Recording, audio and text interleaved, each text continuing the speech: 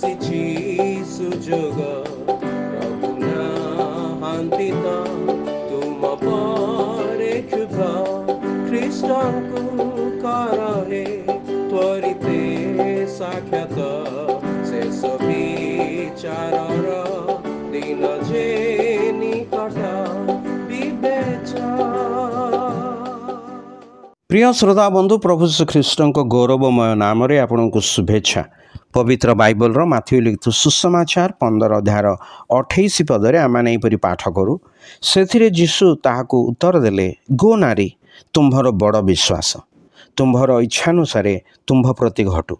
से दंडरू ताहार कन्या सुस्थ है। जड़े किणानिया स्त्री निज झील प्रभु जीशुख्रीष्ट निकट में विनती करने को आसिले, कारण तांको झील को भूत अनेक उपद्रव करुला। से स्त्री अनेक प्रतिबाधा सत्वे प्रभु निकट में विनती करिबारे लागिला।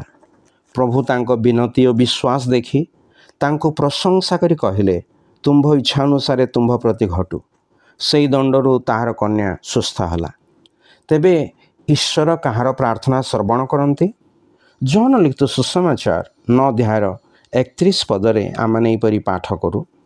ईश्वर जे पापी मानक कथा शुणती नहीं यह आम्भे मैंने जानू, किंतु जदि केही ईश्वर भक्त होई तांकर इच्छा साधन करे ताहेले से तार कथा शुणती।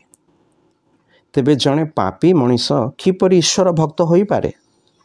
ईश्वर भक्त हबाको हेले मनुष्य प्रथम निज पापरू परित्राण प्राप्त होबाको हब।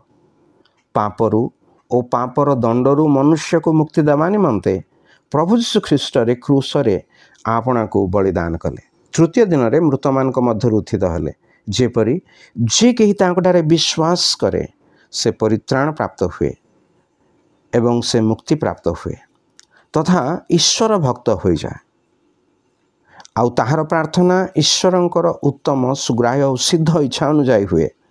तेणु प्रभु ताहार प्रार्थना शुणती। प्रभु श्रीख्रीष्ट विश्वास द्वारा जेपरि आपण मध्य ईश्वर भक्त रूपे परिगणित हेबे, एथिपाई ईश्वर आपणक आमर प्रार्थना।